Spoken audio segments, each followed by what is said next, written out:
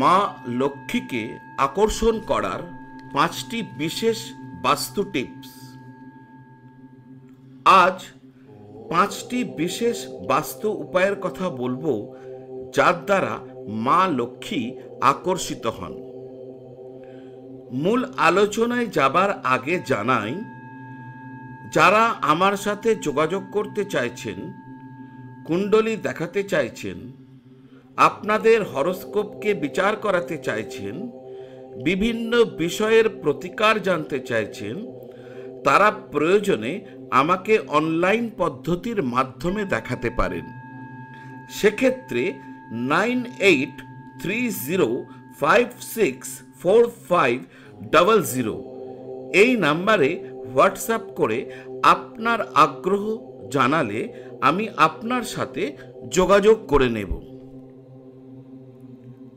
মা লক্ষ্মী সেই ঘরে থাকতে পছন্দ করেন যে ঘরে ঝগড়াঝাঁটি, চেঁচামেচি এ সমস্ত কোনোভাবেই হয় না। যে ঘরে স্ত্রী পুরুষ অত্যন্ত সুমধুর সম্পর্কে থাকেন,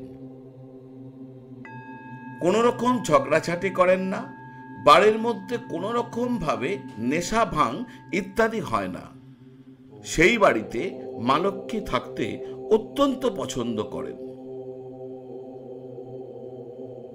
আপনার আলমারি, আপনি যে আলমারিতে টাকা পয়সা রাখেন, সেই আলমারি এমনভাবে আপনি আপনার ঘরে রাখবেন যাতে আলমারি যখন খুলবে তার দরজা যেন উত্তর দিকে মুখ করে খোলে। অর্থাৎ যে আলমারিতে আপনি টাকা পয়সা রাখেন, সেই আলমারিটি আপনি দক্ষিণ দেয়ালে রাখবেন, যাতে ওই আলমারির দরজা খোলার সময় দরজা উত্তর দিক দেখে। শিউলি ফুলের গাছ, শিউলি ফুল দেখতে যেমন সুন্দর, ঠিক তেমনি তার গন্ধ অতি সুমধুর। এই গাছ ঘরের অঙ্গনে থাকলে যেমন দেখতে খুব ভালো লাগে, ঠিক তেমনি এর গন্ধ ঘরকে সুগন্ধিত করে রাখে। গৃহের আশেপাশে শিউলি গাছ থাকা অত্যন্ত শুভ এবং পবিত্র বলে মনে করা হয়। যে বাড়িতে এই গাছ থাকে, সেই বাড়ির বাস্তুদোষ নষ্ট হয়ে যায়। যে গৃহের অঙ্গনে শিউলি ফুল ফুটে থাকে, সেই গৃহে শান্তি ও সমৃদ্ধি স্থায়ীভাবে বাস করে। গণেশ, লক্ষ্মী এবং কুবেরের মূর্তি, এই 3 দেবতার চিত্র ঘরে অবশ্যই থাকা উচিত। মা লক্ষ্মী হলেন ধন সম্পত্তির দেবী, আর ওই ধন সম্পত্তি যিনি রক্ষা করবেন তার দেবতা হলেন কুবের। আর ওই ধন সম্পত্তি অর্জনে যাতে কষ্ট না হয়, কোনো রকম বিঘ্ন না ঘটে, সেটি দেখার দায়িত্ব ভগবান গণেশের। সুতরাং এই 3 দেবতার চিত্র অবশ্যই আপনি আপনার ঘরে রাখবেন।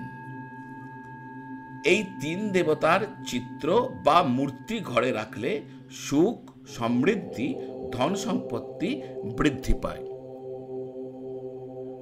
বন্ধনবার, আম গাছ অথবা অশ্বত্থ গাছের একদম কচি পাতা মালা বানিয়ে ঘরের প্রধান দরজার উপর লাগিয়ে রাখতে হবে।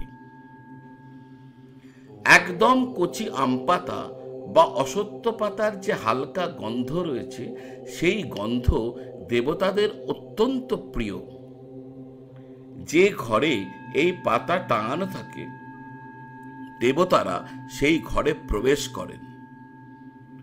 এই গন্ধ দেবতাদেরকে আকর্ষিত করে।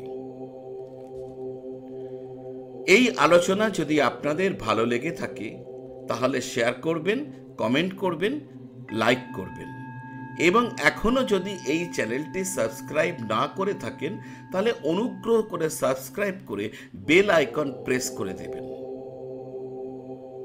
সকলে খুব ভালো থাকুন, সকলকে খুব ভালো রাখুন। নমঃ শিবায়।